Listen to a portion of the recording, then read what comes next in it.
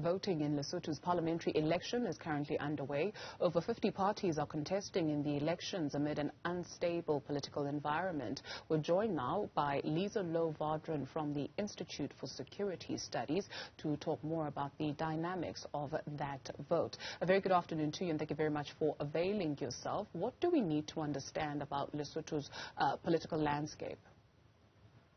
Good afternoon. Yes, I think the first thing you've already said, there are more than 50 parties, almost 60 parties.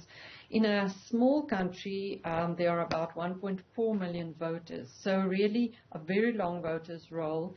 There has been a lot of confusion actually and instability. Some people in Lesotho feel that the word political instability is a too strong term, but definitely floor crossing, changes of prime ministers, weak coalitions, as we've seen in some of our metros.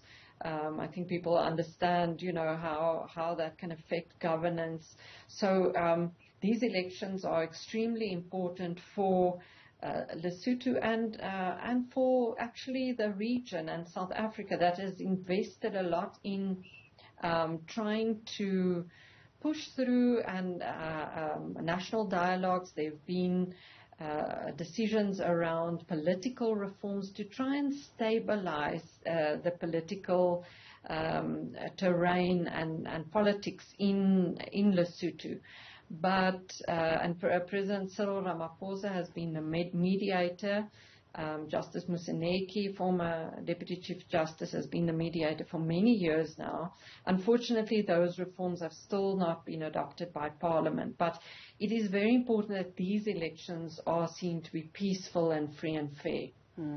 To your point of political reforms or constitutional reforms not being implemented even as this vote is going ahead, and you speak of the importance of the election for not only South Africa but for the region, when we then assess these ongoing mediation efforts and these ongoing talks, and you look at bodies such as the African Peer Review Mechanism, for instance, just how effective have they been in trying to mediate, if you will, for lack of a better word? Yes, I mean, we do often complain that Sadik specifically doesn't do enough to intervene and try and look at crisis issues in the region, and that they are too hesitant. And I must say, in Lesotho really could have been an example, and it could still be an example of how Sadik has played a positive role.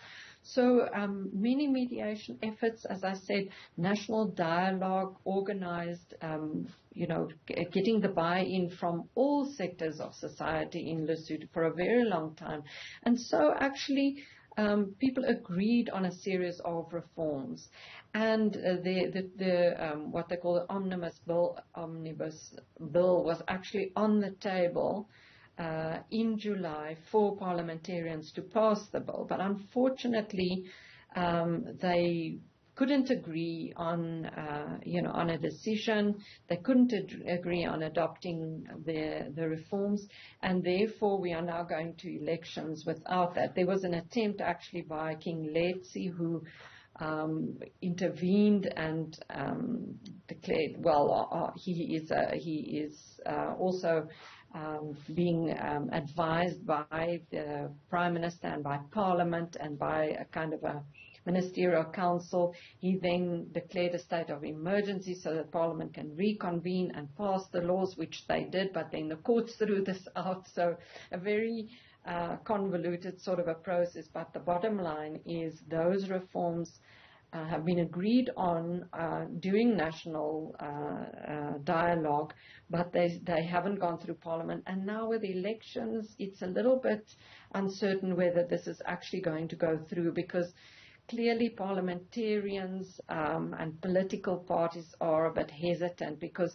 it does in a way diminish, in a sense, the power of the Prime Minister vis-a-vis, the King might have more powers it will also limit this issue of floor crossing, which really leads to this instability, because now, as we have at the moment, the Prime Minister lost Majoro, so he lost control of his party, people asking for impeachment. In fact, he's not even running now in these elections. So there are things that can be done to make sure that once the elections are over, political parties, there are many of them, there are about 4 or 5 big ones, actually stay in power and have a certain stability to then govern the country. Sure. I guess maybe I'm asking in terms of how we have been able to measure the effectiveness of these mediation talks, referring to investigative journalists from the Times Live who have unearthed some information where it is alleged that some of the gangs that are operating in South Africa in the form of Zamas are actually sponsoring the two main political parties in Lesotho, and that having a knock-on effect when you speak of the relationship with South Africa and the importance of this vote for South Africa as well. Yes, absolutely. That is what some of the commentators and from Lesotho had told us a couple of months ago already, that these so-called Famo music gangs in Lesotho are said to be present even during some of the election campaigns. And that is very concerning.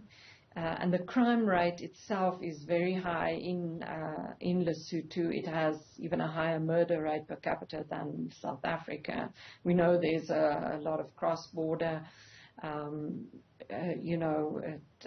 crime that is being committed, and then people return back to the country. Not to say that it's Lesotho's fault, but it is in South Africa's interest to make sure that there is stability, that there is good governance in Lesotho, and specifically something that over many years has been a big problem, the politicization of the security sector, so the police and the military, and they are often also aligning with political parties, but the infighting then causes a situation where they are not doing and focusing on fighting crime, but rather getting involved in fighting and at loggerheads with one another. So for South Africa and for trying to solve those issues, this is also extremely important, so that once the elections are over, that the focus can shift then on, as I said, governance,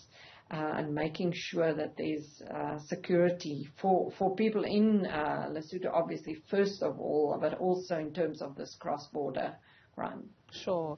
As you say that, I do wonder, are we not asking too much of South Africa in terms of being the superpower that solves the problems of the region, right?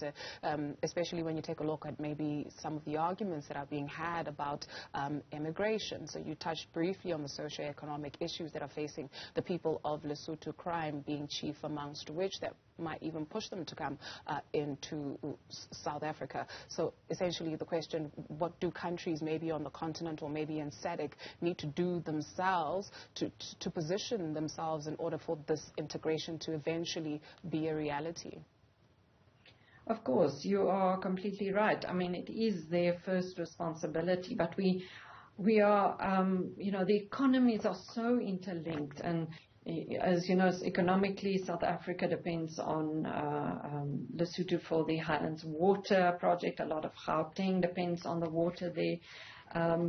Also, Lesotho depends on South Africa for the trade, imports, and we are all the countries of SACU, Namibia, Botswana, Eswatini, and Lesotho and South Africa are linked in a customs union. So it's very difficult to separate them, and then, whose responsibility is it to make sure that there is stability in one or another country? South Africa, up to August this year, was chairing the Sadik organ on politics, defense and security. It was officially mediated by Sadik to lead this, appointed by Sadik, mandated by Sadik to lead this mediation in Lesotho. So, we took on that role within the structures of Sadik, and other people are also, as we know, we're intervening in Mozambique.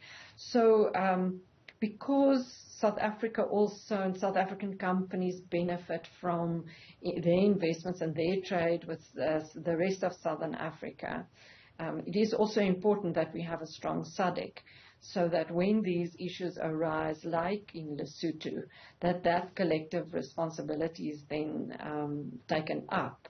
But of course, individual countries have that primary responsibility, certainly. Sure. Very quickly for us, are you hearing anything in terms of the voter turnout so far? So far, we've seen people turning up in numbers, fairly substantial numbers.